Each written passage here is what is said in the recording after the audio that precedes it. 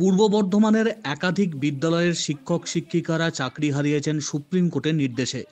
দক্ষিণ দামোদর এলাকার গোপাল বেরা উচ্চ বিদ্যালয়ের পরিস্থিতি যথেষ্ট করুণ। চাকরি হারানো কর্মীদের মধ্যে অসহায়তার চিত্র। গতকাল নেতাজি ইন্ডোর স্টেডিয়ামে চাকরিহারা শিক্ষক শিক্ষিকাদের সঙ্গে বৈঠক করেছেন মুখ্যমন্ত্রী মমতা বন্দ্যোপাধ্যায়।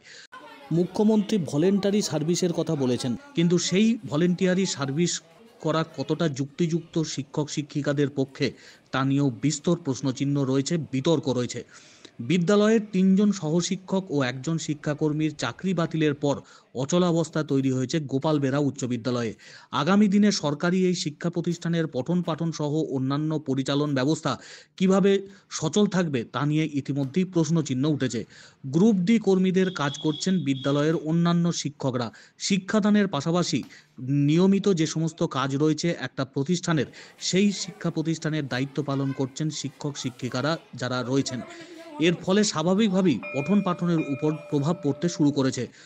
বিদ্যালয়ের প্রশাসনিক কাজ চালাতে গিয়ে ব্যাহত হচ্ছে স্বাভাবিক পঠন পাঠন, ক্লাস নেওয়ার কাজ।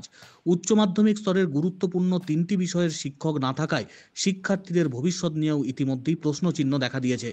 এই পরিস্থিতিতে যখন গোপাল বেরা উচ্চ বিদ্যালয়ের গ্রুপ ডি কর্মীর সাথে যোগাযোগ করা হয়, তিনি তার হতাশা এবং অসহায়তার কথা বলেছেন। মুখ্যমন্ত্রী মমতা বন্দ্যোপাধ্যায় ভলেন্টিয়ারি সার্ভিসের কথা বললেও তারা কার্যত অনিশ্চয়তার মধ্যে। আদৌ তাদের ভবিষ্যৎ কি তা নিয়ে বিস্তর প্রশ্নচিহ্ন রয়েছে। মানসিকভাবে বিপর্যস্ত। মুখ্যমন্ত্রীর ঘোষণায় ভলেন্টিয়ারি সার্ভিস বিষয়টি তারাও মেনে নিতে পারছেন না মন থেকে। তাদের স্পষ্ট দাবি, তারা যোগ্য। পুনরায় তারা পরীক্ষায় বসতে আর রাজি নন। তারা তাদের চাকরি ফেরত চান।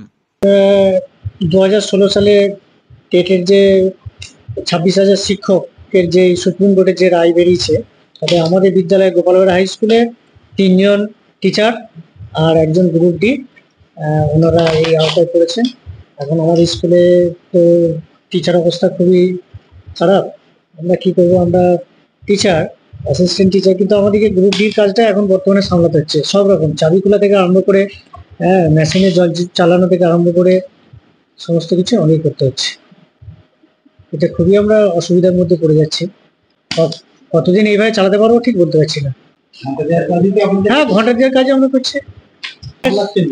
সামলাচ্ছি বলতে এই তো সব গার্ড দিয়ে সব পরীক্ষা বসিয়ে এলাম। বসিয়ে এসে পর এই খাতা আমরা স্ট্যাম্প মারছি। উনি মানুষবাবু আছেন, উনি প্রশ্নপত্র শর্টিং করছেন। মানসিকভাবে আমরা অত্যন্ত অসহায়। আমাদের এই যে 2016 সালের প্যানেলের যে বর্তমান আমরা চাকরি হারা, আমরা আজকে চাকরি হারিয়ে সর্বনিঃস্ব হয়ে গেছি। তা আমাদের যে এখন যে প্রশ্ন যে আমাদের চাকরিটা গেল কেন? আমরা তো সমস্ত কিছু প্রসেস মেনে আমরা চাকরি পেয়েছি। পরীক্ষা নেওয়া হয়েছে আমাদের, পরীক্ষা নেওয়ার জন্য যে বিজ্ঞপ্তি, সেই বিজ্ঞপ্তি প্রকাশ হয়েছে, তাই দেখে আমরা রিটিন পরীক্ষা দিয়েছি। রিটিন পরীক্ষা দেওয়ার পর আমাদের যে পাস করেছি তার রেজাল্ট আছে আমাদের কাছে, মানে রেজাল্ট বলতে ওখান থেকে প্রকাশ করা হয়েছিল যে আপনারা কোয়ালিফাইড। সেই অনুযায়ী আমরা ইন্টারভিউ দিয়েছি।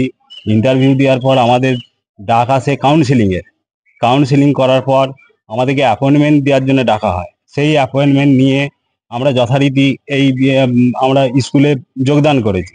তারপর আজকে 7 বছর প্রায় অতিক্রান্ত করার পর হঠাৎ এখন আমরা শুনছি যে আমাদের চাকরি নেই কোর্টের রায়তে, সুপ্রিম কোর্টের রায়তে।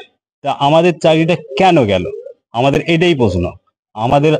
আমাদের এখন মূল যে দাবি, আমাদের যেটা বলা হচ্ছে যে আবার পরীক্ষা দিয়ে আবার আসতে হবে।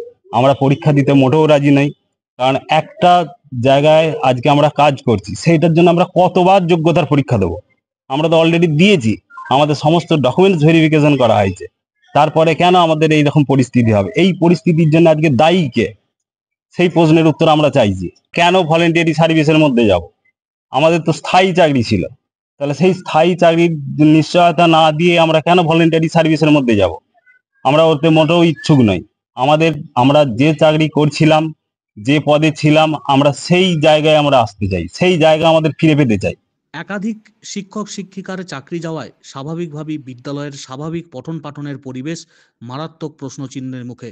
বিদ্যালয়ের পঠন পাঠন, পরীক্ষা নেওয়া, অন্যান্য বিষয় কিভাবে পরিচালিত হবে তা নিয়ে কার্যত দিশেহারা বিদ্যালয় কর্তৃপক্ষ। মুখ্যমন্ত্রীর বৈঠকের পরেও তার আশ্বাসেও কার্যত অনিশ্চয়তার মেঘ কাটছে না চাকরিহারা শিক্ষক শিক্ষিকাদের মধ্য থেকে। 26,000-এর মধ্যে 4 জনই নয়, 3 জন আমাদের অ্যাসিস্ট্যান্ট টিচার আছে আর একজন গ্রুপ ডি আছে।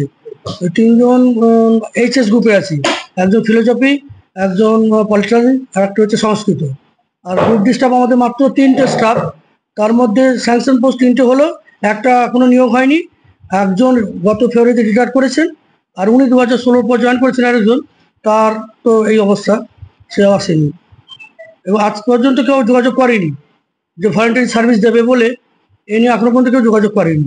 এখন আমাদের যারা আছি, যে সমস্ত টিচার এক্সিস্টিং টিচার আছে, পার্ট টাইমার আছে, তাদেরকে আমরা মোটিভেট করেছি যে এই একটা অসময়েতে তারা যেন পাশে দাঁড়ায়। তারা যথেষ্টভাবে কোঅপারেট করছে। পার্ট টাইম টিচার 5 জন আছে আর আমরা যারা আছি 10 জন এখন এক্সিস্টিং, তারাই কোঅপারেট করে কিন্তু কাজগুলো করছে।